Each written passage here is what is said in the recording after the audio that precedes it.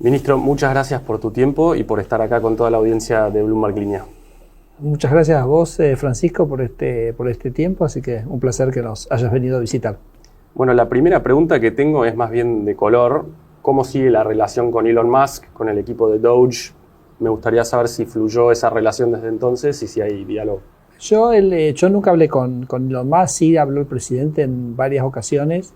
Siempre cuento que mi impresión es que cuando uno lee la biografía de Elon Musk, la de Isaacson, que siempre la recomiendo, está claro que Elon Musk tenía una fijación con el tema de la desregulación, en particular por sus operaciones en SpaceX, ¿no? Que es una actividad, digamos, muy regulada. Y creo que a partir de las conversaciones con Javier, donde Javier le contó lo que estábamos haciendo en este ministerio, creo que él ahí esto es una especulación mía, pero creo que conectó con la posibilidad de que desde el gobierno se pueda impulsar esa agenda de regulación. Así que en algún sentido muy, muy modesto, quizás fuimos a la inspiración de eso. Después, este proceso del Doge, incluso nosotros, fíjate que nosotros somos el Ministerio de Desregulación y Transformación del Estado, o sea, tenemos una pata motosierra, nosotros le simbolizamos la transformación del Estado como la motosierra, esa idea central de un Estado más chico para poder cobrar menos impuestos a la gente, y la pata de la desregulación, ¿no? Yo en los primeros movimientos de Elon Musk creo que terminó yéndose él mucho más por el lado de la motosierra, ¿no? Porque se focalizó mucho más en el tema de los gastos espurios que le encontraba en el gasto público norteamericano. Pero bueno, me parece que sí somos en algún sentido primos hermanos, así que siempre es complicado tenerlo a Elon Musk en la misma línea de negocio en la que uno está, ¿no? Porque es una persona tan absolutamente extraordinaria, pero así que bueno, nosotros aprendiendo mucho también de lo que hacen ellos. En líneas generales, después de 1 año y medio de este gobierno, ¿cuánto progreso, cuánto se avanzó en el sentido de poder atraer a empresas del propio Elon Musk como Tesla? ¿Te imaginas abriendo un local a Elon de Tesla como lo hizo en Chile, por ejemplo? Bueno, ojalá que sí. De hecho, estamos en la parte final de una simplificación de todo lo que es el régimen de importación de vehículos. Lamentablemente estamos bastante atados de manos por el Mercosur en ese sentido, pero la última modificación de la ley de tránsito va a agilizar mucho la posibilidad de importación de vehículos para los particulares puntualmente. Algunas empresas de Elon Musk tuvieron una participación ya importante en el proceso de cambio en Argentina. Una puntualmente que creo que la tendrás muy presente vos también, es la irrupción de Starlink en el mercado. Nosotros en el DNU 70 una de las cosas que hicimos fue la liberación de la internet satelital. Argentina es un país obvio para Starlink, porque es un país con muy baja densidad y grandes extensiones, entonces no es económico andar tirando fibra óptica por todos lados, y bueno, esas cosas sorprendentes que a veces te da, sorprendentes, obviamente siempre hay intereses que están por detrás, pero es como increíble que Argentina tenía esa actividad vedada, y eso hay una respuesta muy grande de Elon Musk en ese sentido. Total, Francisco, que en Ciudad de Buenos Aires, no sé si sabías, está saturada la capacidad de los satélites de Starlink. O sea, hoy no podés comprar más kits de conexión, pero no porque haya ninguna restricción, sino que la restricción ahora es la capacidad de oferta, ¿no? Y más que Tesla, ¿no? Una cosa que para mí sería absolutamente central, Elon Musk está trabajando con una tecnología que se llama de satélite a celular.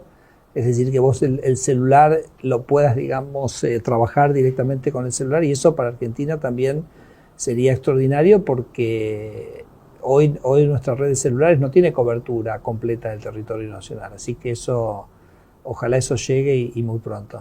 Contador que tenés ahí en tu oficina marca 53 días que les quedan de facultades delegadas del Congreso para avanzar con estas reformas.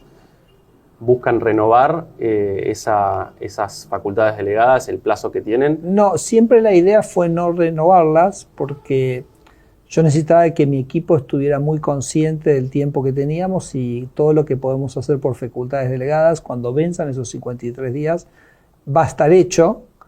Yo puse estos relojes acá en mi oficina para que mi equipo estuviera consciente, ¿no? de que ese tiempo. A mí me parece que El Congreso nos dio un año, fue un tiempo muy generoso, creo que ya lo hemos usado como ningún gobierno de la democracia lo ha usado.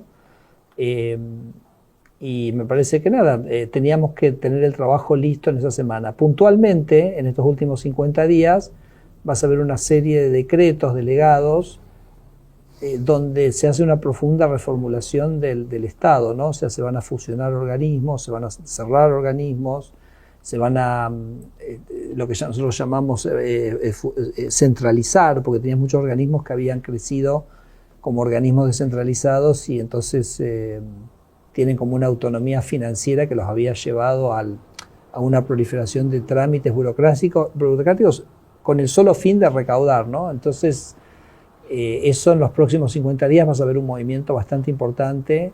O sea, digamos, estos últimos 50 días van a ser bastante interesantes en el uso de las facultades delegadas. Y te puedo preguntar por las 2 o 3 máximas prioridades que digas, acá se podría aumentar muchísimo la productividad, la competitividad del sector privado. Me parece que es una pregunta absolutamente válida. Para estos 60 días, ¿no? Bueno, no, yo diría que para estos 60 días en facultades delegadas lo que vamos a estar haciendo es esta serie de decretos que nos van a permitir seguir con la motosierra, porque en realidad la delegación que nos dio el Congreso tiene mucho más que ver con la motosierra que con la desregulación.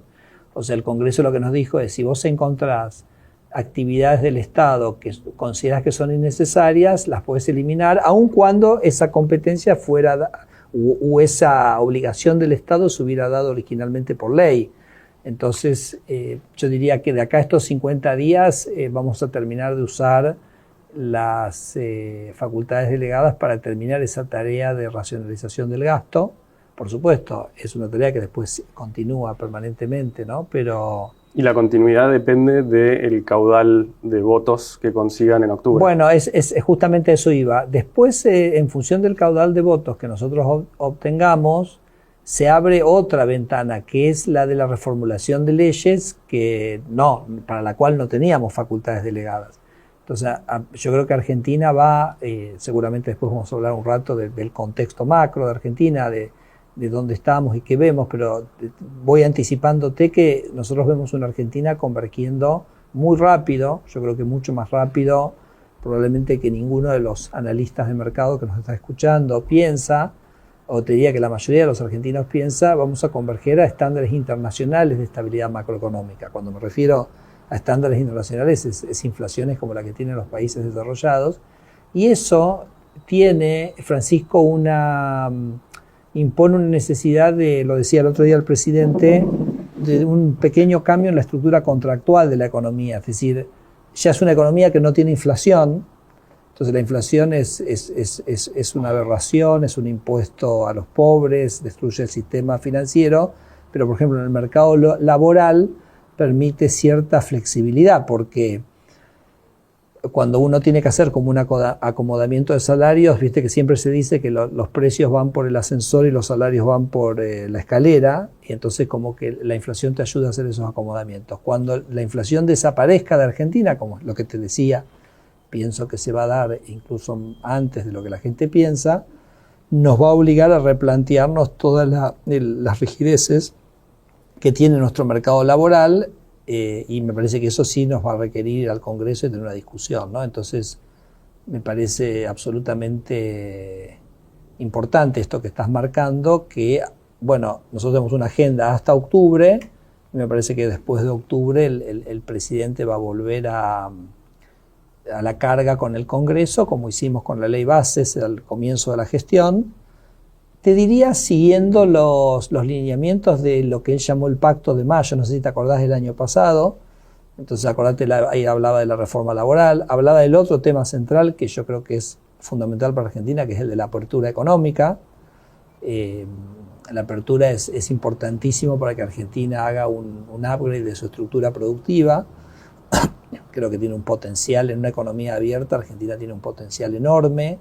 Él hablaba ahí de una reforma tributaria, hablaba de una reforma previsional, en fin, digamos, esos temas más de fondo que bueno, me parece que para eso estamos pidiendo nosotros también el apoyo en las elecciones, tanto las locales como las que después vengan por el Congreso en octubre. El mercado se anticipa, como bien sabrás, por tus diferentes pasos por la administración pública, Y por más que la convergencia a niveles de estabilidad macro se dé más rápido que lo que el mercado piensa, la pregunta que ya se está empezando a hacer es la durabilidad de las reformas que incluso consigan hacer, ¿no? ¿Qué le dice a la gente que en 2027 no venga alguien que... Claro, te digo un par de cosas respecto de eso, ¿no? Primero, lo primero que te digo es que estamos muy tranquilos. O sea, nosotros tenemos una tarea, el presidente nos dice a los ministros, miren, acá tenemos la tarea de bajar el tamaño del Estado, bajar los impuestos, dar libertad económica, consolidar la seguridad. Y el presidente nos dice, ustedes no se fijen en nada, no se fijen ni en el dólar, ni en el riesgo país. Ustedes tienen que hacer esa tarea. Hagan esa tarea y si esa tarea está bien hecha, los resultados van a estar. Entonces, y lo mismo ocurre con el tema de inversiones. Nosotros entendemos que el que está mirando a Argentina para una inversión real, incluso para comprar un bono, dice, bueno, a ver, acá yo tengo un alumno que fue el peor alumno de la clase durante 50 años, o sea...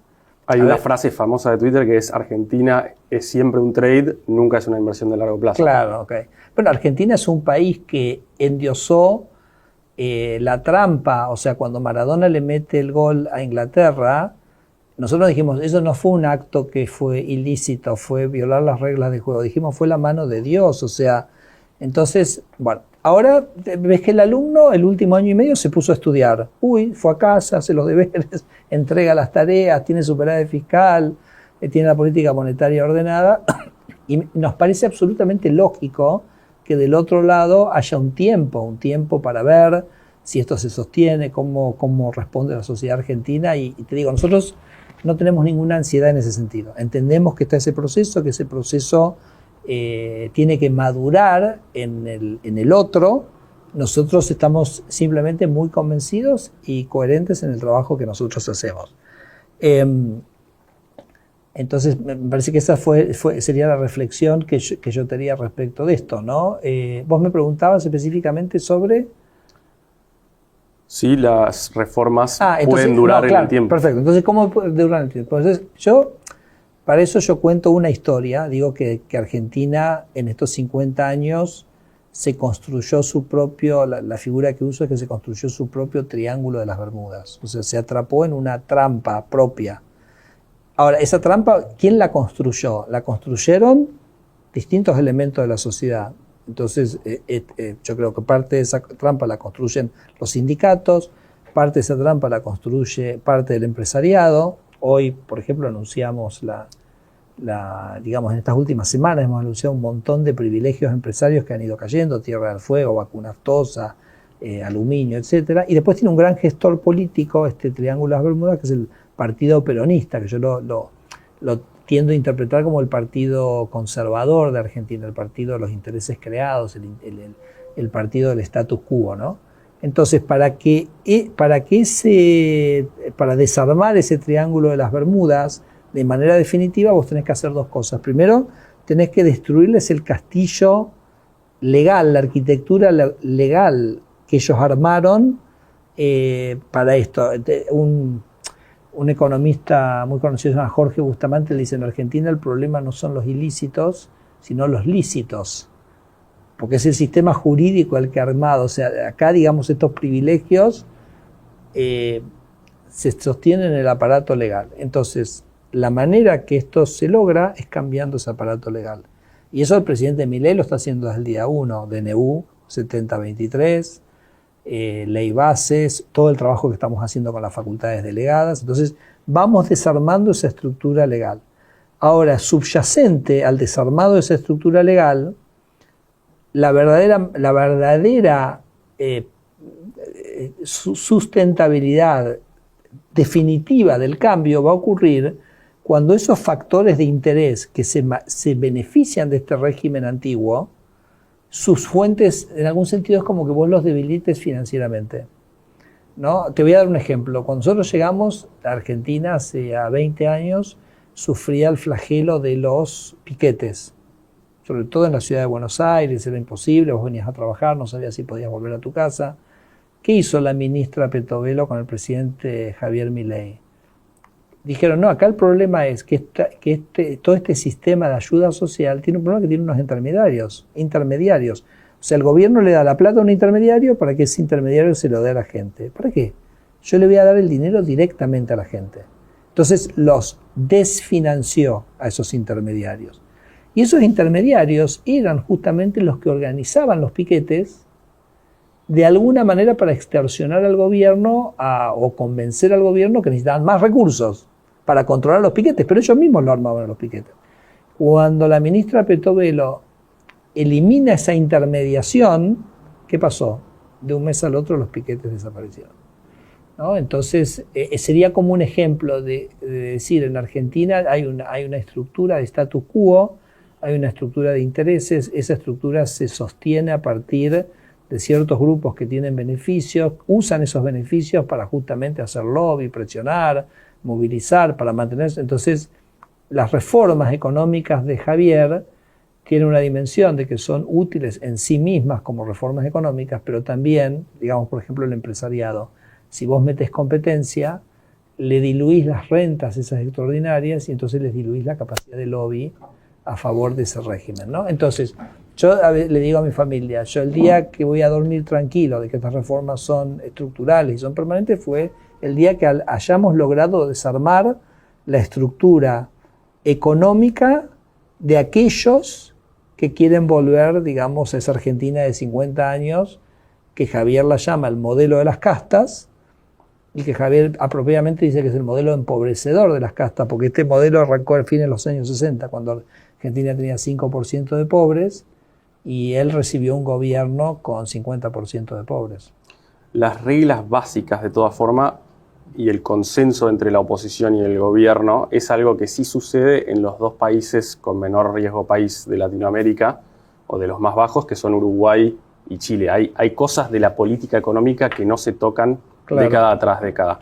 ¿Eso no es un déficit en la concepción de la política de este gobierno? Bueno, por eso el presidente él dice que la parte más importante de su agenda y el mayor tiempo se lo dedica a lo que se llama la batalla cultural, la batalla de explicarle a la sociedad por qué necesitamos equilibrio fiscal. Recién se acaba de anunciar el superávit fiscal de abril y el presidente lo celebra, ¿no? Entonces es un presidente celebrando el superávit fiscal, el orden fiscal. Entonces me parece que bueno, eso es parte de la tarea. Parte de la tarea es explicarle a los argentinos que el kirchnerismo era el ajuste, que el alto gasto público era el ajuste, porque si vos tenés mucho gasto público tenés que cobrar mucho impuesto. Entonces el gasto público alto es el ajuste para la gente para financiar a la política, y el gasto público chico es justamente el ajuste de la política para devolver los recursos a la gente. Porque vos fíjate qué increíbles que son el kirchnerismo, que ellos tratan de convencerte que bajar el gasto público es en contra de la gente. No, bajar el gasto público justamente me permite a mí bajarle los impuestos y es devolverle los recursos a la gente, ¿no?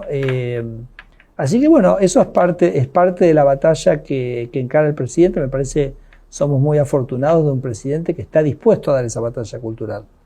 Está dispuesto a dar ese debate, es una persona muy frontal, es una persona que da el debate de manera pública, ¿vale? Sus ideas están ahí para que toda la sociedad evalúe eso, y me parece que sí, me parece que ojalá cuando él termine su segundo mandato ya haya una conciencia en Argentina mucho más fuerte sobre la necesidad de estas cosas. ¿Y un consenso? Y consenso, claro, y que se haya construido mucho más. Bueno, por lo pronto parece que hay mucho más consenso que el que se pensaba, ¿no? Porque tenés un presidente que ajusta 5 puntos el gasto público y en realidad pasa a ser más popular, porque lo que dice Javier es el achicamiento del Estado no es impopular, es popular. ¿Y eso es lo que va a obligar a la oposición a ir hacia ese consenso? Ojalá que sí, Okay. Han desregulado fuertemente dos sectores del agro muy argentinos, que son la carne y la yerba. Sí. En el primer caso, de la yerba, una industria incipiente en el mundo, con todo por hacer en cuanto a conseguir mercados. Correcto. En el segundo, se fueron perdiendo, pero curiosamente se dio un pico histórico en la exportación de carne el año pasado, sin que el precio de la carne interno suba más que la inflación.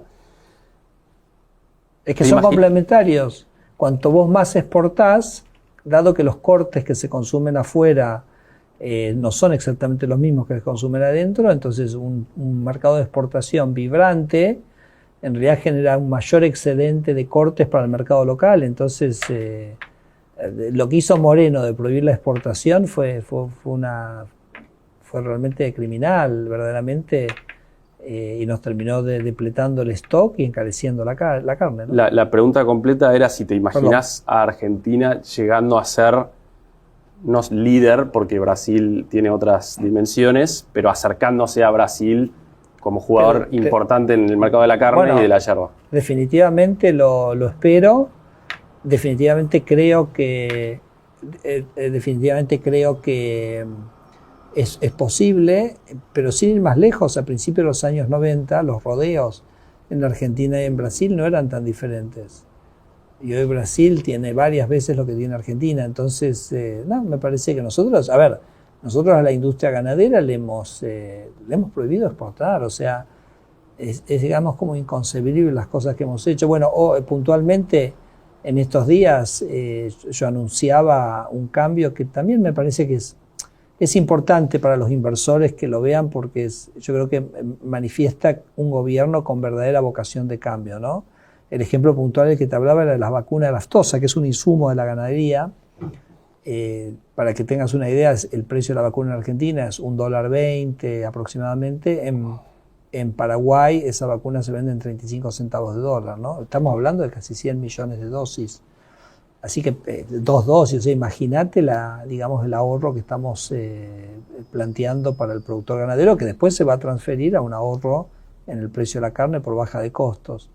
Así que me parece que haciendo las cosas bien, Argentina tiene mucho potencial. En yerba es increíble, porque yo siempre digo, me dice la industria yerbatera, el 96% de las familias argentinas consumen yerba. O sea, pocas industrias tienen, digamos, esa capilaridad, ¿no? Entonces tenés todo el mundo para conquistar. No puede ser que en una sociedad vos puedas convencer al 96% y además lo tenés a Colapinto y a Leo Messi tomando mate, a Griezmann. Entonces me parece que yo creo que la industria yerbatera estaba muy encapsulada en su, como yo llamo, su bola de cristal, mira hacia adentro, y ese mirar hacia adentro te impide mirar hacia afuera, ¿no? Nosotros desregulamos eso. Ha habido una caída muy significativa en el precio de la yerba en términos reales, que es, digamos, un beneficio para 47 millones de argentinos. Es lo mismo cuando decimos, bueno, sacamos los aranceles a los celulares y los 47 millones de argentinos van a poder comprar celulares más baratos. Estamos totalmente a disposición para ayudar a la provincia, ayudar a la industria en la medida que podamos, ¿no? De liberar trabas y facilitar para que salga a conquistar el mundo. Creo que es un producto muy noble, que no veo por qué no podría tener un futuro extraordinario en el mundo. Ahí tienen previsto un cierre definitivo para el INIM, que es el ente que regulaba a la industria, que controlaba precios, extensiones de plantaciones, y eliminar, obviamente, por ende, el sistema de estampillas que se usaba para financiarlo. Yo tengo entendido, no recuerdo si el sistema de estampillas no lo sacamos todavía, quizás no. La estampilla está asociada a un impuesto que no podemos sacarlo sin ir al Congreso. En el DNU 70 nosotros habíamos planteado la eliminación del INIM, pero en la práctica, digamos, la regulación se ha logrado porque el INIM dejó de fijar el precio, entonces dejó el precio libre, y a su vez hemos eliminado las restricciones a la producción. Pues sabés que estaba prohibido plantar yerbales, entonces un propio país que se impide crecer, ¿no? Me parece que esas son como distorsiones que tenemos que ir erradicando. Hablaste del tema de Tierra del Fuego. Esta semana el CEO de Newsan en IAF habló de la posibilidad de tener que acudir a despidos porque no va a ser posible producir celulares en la Argentina. ¿Ves que esté contenido el riesgo de un salto en el desempleo por estos cambios o es parte del dolor necesario? Estamos hablando de 2.000 personas, de una masa laboral de 6,5 millones de personas, o sea, no...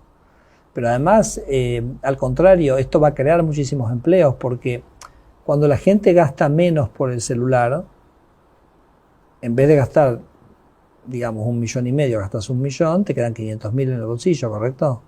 Que antes iba a financiar esa industria. Entonces, ¿qué hace la gente con esos 500.000? Lo sale a gastar en otra cosa. Y ese gasto, entonces, crea empleo en muchísimos otros lugares. Entonces, si vos haces una estimación de cuál es la creación neta de empleo por un achicamiento del régimen de Tierra del Fuego, el país en su conjunto va a tener mucho más empleo, porque el empleo que crea los recursos excedentes que la gente va a tener porque no tiene que pagar el celular tan caro, son mucho más empleos que los de la industria electrónica, porque es una industria poco mano de obra intensiva eso. Así que vos tenés muchísima creación de empleo. Pero lo otro es que a mí me parece que Tierra del Fuego es una economía con un potencial. O sea, no hay ningún motivo por el cual Tierra del Fuego en pocos años no pudiera tener los niveles de ingreso de un país europeo. O sea, tiene reservas de gas para ser un polo petroquímico de clase mundial. Ahora, Tierra del Fuego, por ejemplo, no se asoció al RIGI. Pregunta, bueno, tiene todos los recursos para ser una potencia pesquera, tiene todos los recursos para ser una potencia en acuicultura. La provincia prohibió la acuicultura, o sea, como hablábamos de la yerba, ¿no? Vamos de punta a punta del país. Prohibido plantar yerba, prohibido hacer salmones. Chile exporta 6.000 millones de dólares de salmones, la industria que contrata 70.000 personas. Me estabas hablando, Newsom habla de 2.000 personas. Entonces, ¿de qué estamos hablando? Y ni hablar que Tierra del Fuego es un lugar único en el mundo por su ubicación geográfica y por las bellezas geográficas que tiene y su cercanía a la Antártida. Entonces la industria turística de Tierra del Fuego tendría que ser superior a la que tiene Nueva Zelanda. Además está en usos horarios mucho más amigables, ¿no?, para el público europeo, y está mucho más cerca de Europa y de Estados Unidos que Nueva Zelanda, ¿no? Ahí, hablando de turismo puntualmente, bueno, Mirgor está construyendo un hotel, está planeando la construcción de un puerto para los cruceros y se está diversificando más allá, quizá anticipándose a estos cambios. Sí. Pero nosotros en Bloomberg Línea hicimos una nota hace unos meses que hablaba de que los precios del turismo en la Patagonia Argentina pueden ser hasta 5 veces más caro que en Suiza, en el ejemplo de visitar un glaciar, por ejemplo. Claro. ¿Por qué se da esa situación? Bueno, ¿tiene que ver con el tipo de cambio, con los impuestos? No se da se da una cosa que hablábamos al principio.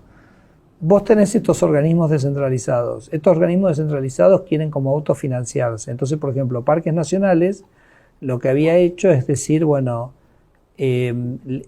transformo el parque público en una concesión privada para un monopolio.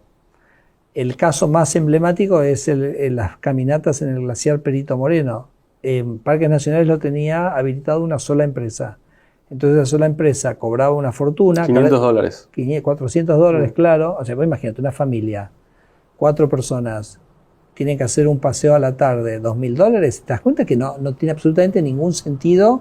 Vimos un equivalente en Suiza que era menos de 100. No, pero no tiene absolutamente ningún sentido. O sea, vos podés hoy vacacionar en Japón 2 semanas, 2 personas y no gastan $2.000, ¿entiendes? Entonces, decir que una familia de 4 en un paseo de 3-4 horas van a gastar $2.000, no existe en el mundo. Pero eso existe por esa mala práctica del Estado de decir, en vez de que la empresa que quiera pueda ofrecer ese servicio turístico, haya competencia, los precios caigan, el Parque Nacional, en su afán de conseguir recursos, daba ese monopolio y en cierto sentido compartía esa renta monopólica. Eso, igual, déjame decirte, Francisco, hace más o menos un mes y medio lo modificamos. O sea, cambiamos enteramente el régimen de parques nacionales, abrimos la explotación turística de manera competitiva y por consiguiente entendemos que esos precios tendrían rápidamente que ir a la baja, ¿no? Pero bueno, todas las industrias tienen que adecuarse a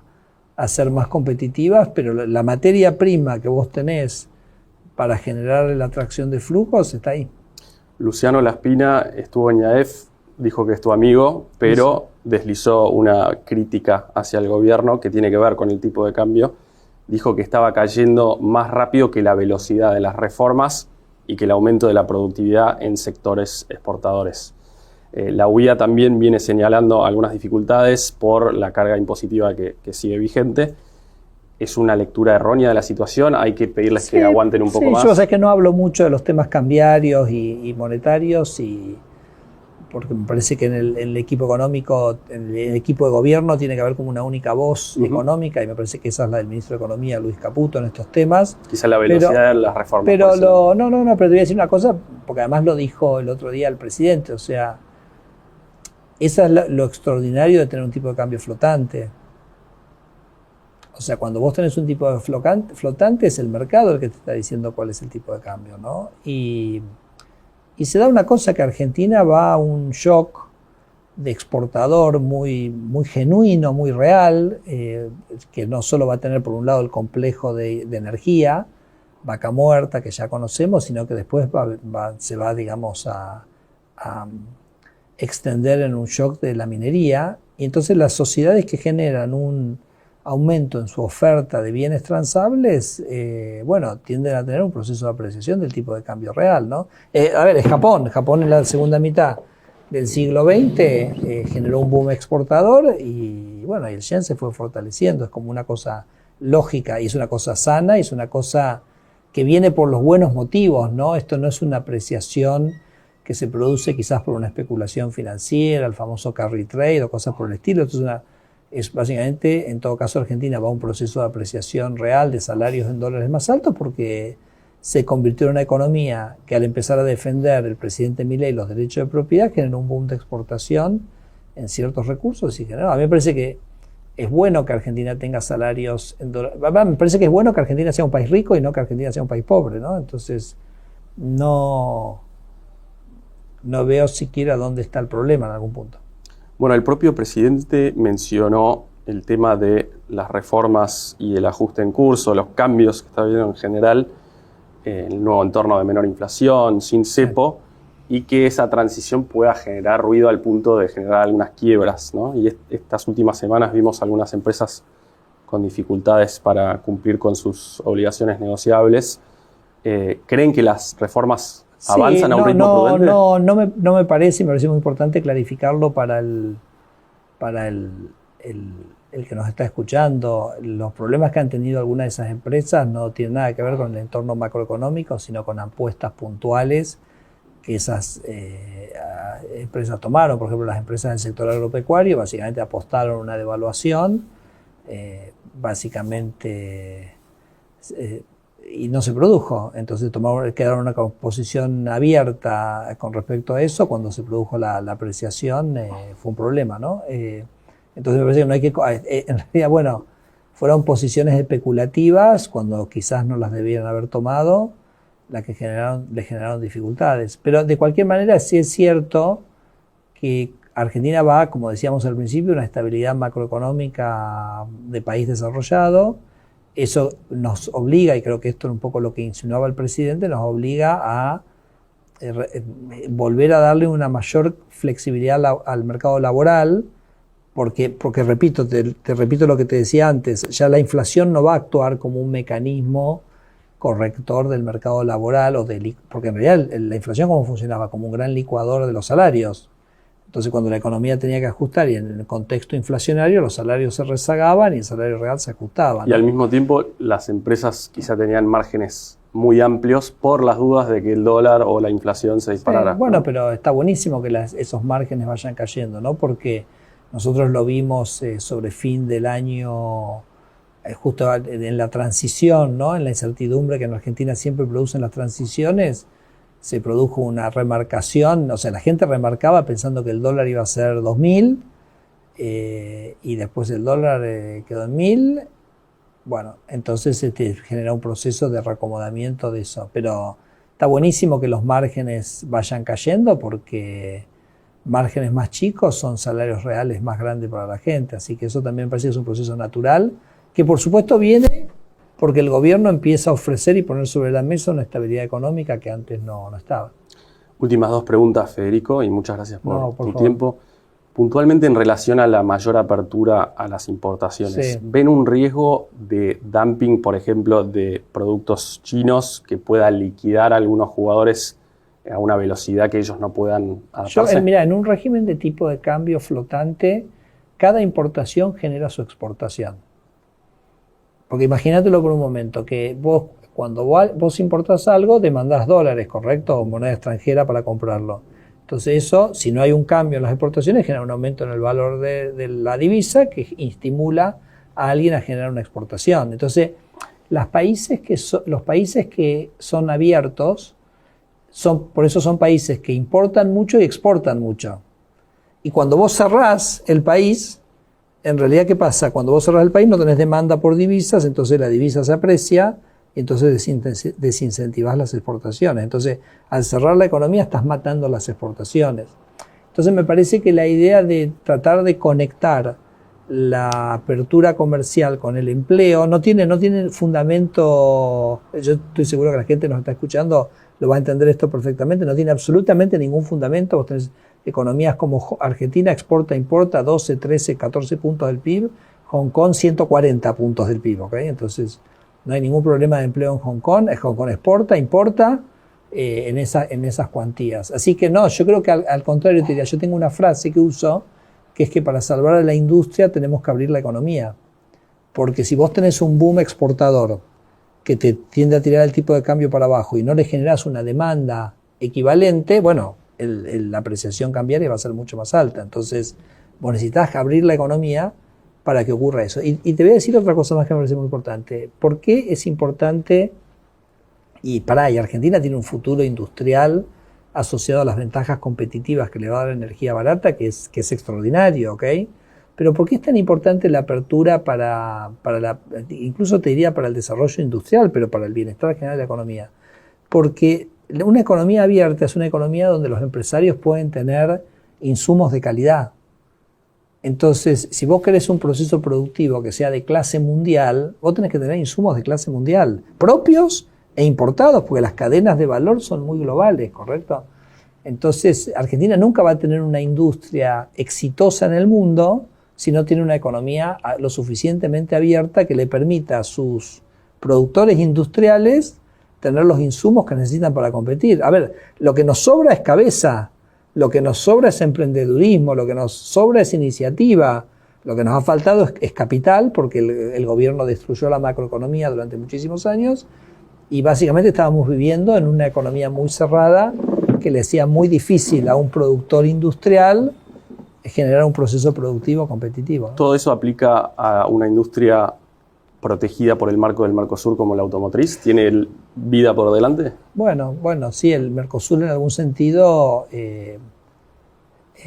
actúa como un limitante en algunos de esos sectores y por eso el presidente dijo en su momento, me encantaría un tratado de libre comercio con Estados Unidos, o sea, ampliar esa base. Me parece que es algo que es una discusión también pendiente que tenemos con el Mercosur. El presidente lo puso, decía, reforma laboral, respeto a la propiedad y apertura económica, ¿no? Son pilares centrales de una Argentina próspera. Ahora sí, la última. Geopark, una empresa Geopark, sí, colombiana que concretó una adquisición de 4 bloques en Vaca Muerta a Phoenix Resources. No supimos por qué, pero no se dio la aprobación del gobierno provincial de Neuquén.